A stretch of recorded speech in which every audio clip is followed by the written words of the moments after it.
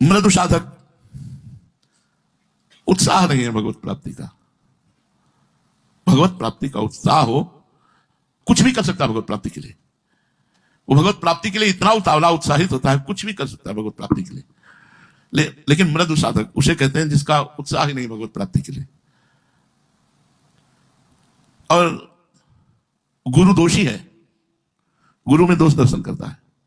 उत्साह नहीं है भगवत प्राप्ति का और गुरु निंदक है, गुरु में दोष दर्शन करता है। अधिक भोजन पाने वाला है, चंचल चित्त है, सेवा परिश्रम के कार्यों से बचने वाला है। ऐसा साधक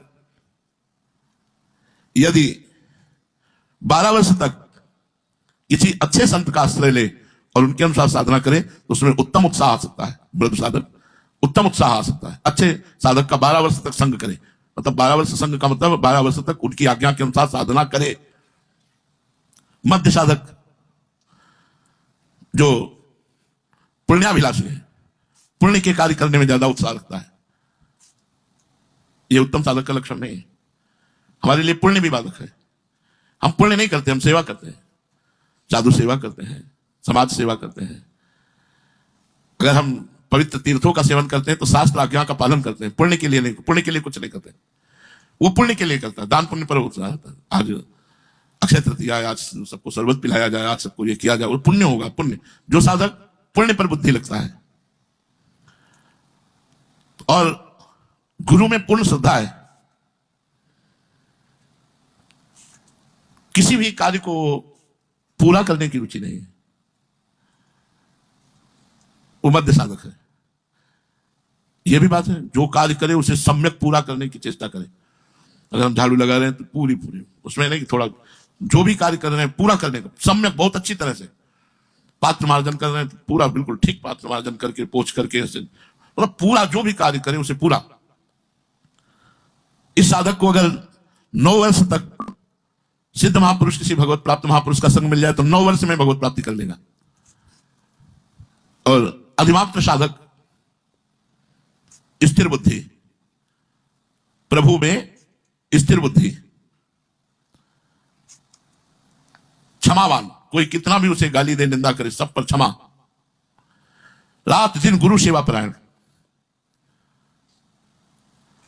पहला गुरु दोष दर्शन करने वाला, दूसरा गुरु में श्रद्धा करने वाला, तीसरा रात दिन गुरु सेवा परायण। गुरु की आज्ञा में हाथ जोड़े खड़े, उनकी आज्ञा के अनुसार चल रहे हैं। बहुत कठिन है, कह देना बात अलग होता है, बहुत कठिन है। गुरु सेवा परायण और नियमित रूप से पूर्णतया कार्य करने वाला, जो कार्य नियमित रूप से मनोयोग से पूर्णतया करने वाला, निरंतर परतंत्रता से बचने वाला, विषयों की परतंत्रता, धन की परतंत्रता, स्त्री पुरुष की परतंत्रता, किसी की परतंत्रता उसे स्वीकार नहीं है। उसे यदि अच्छे संत का संग मिल जाए तो 6 वर्ष में भगवत प्राप्ति कर लेगा। और अधिमात्रम साधक, सर्वश्रेष्ठ साधक, महान उत्साही भगवत प्राप्ति के लिए। रात दिन एक फूलन है, प्रभु मिलेंगे। मन अति हरस जनावन ते ही, आज देखी हो परम शने ही। रोज उसके अंदर आज प्रभु मिलेंगे, आज प्रियालाल का स्वप्न ही में सही दर्शन होगा। चलो आज स्वप्न में नहीं हुई तो दिन में कहीं झलक आ जाए, आज दिन में नहीं हुई तो रात में स्वप्न में। वो ऐसी आशा से रात दिन व्यतीत करता है। शास्त्र ज्ञाता, उसे शास्त्रों का ज्ञान होता है। मिताहारी, थोड़ा भोजन पाने वाला, विशुद्ध आचरण करने वाला, क्षमाशील, निर्भीक, प्रियवादी, प्रिय बोलने वाला, शांत, भगवत विश्वासी और गुरु सेवा परायण, लोक संग्रह से रहित। लोक संग्रह मतलब संसार का विरक्त, मतिधीर। ऐसे साधक को 3 वर्ष में भगवत प्राप्ति हो जाती है। 3 वर्ष में भगवत साक्षात्कार हो जाता है। अब अपने लोग इन साधनों को समझ लिया है। केवल प्रभु के भरोसे रहने से 1 सेकंड में भगवत प्राप्ति हो जाती है। वो कब, कहां, कैसे कृपा करते हैं। हमें क्या करना है, हमें अपनी शरणागति पर ध्यान देना है। हम शरणागति, पूरे जीवन साधन किया है, उस साधन का जो सार पाया है। इसलिए आप देखते हैं बार बार अब शरणागति पर ही बोलते हैं। शरणागत हो जाओ, प्रभु की शरणागत हो जाओ। जन अवगुण प्रभु मान न काऊ, दीन बंधु अति मृदुल स्वभाव।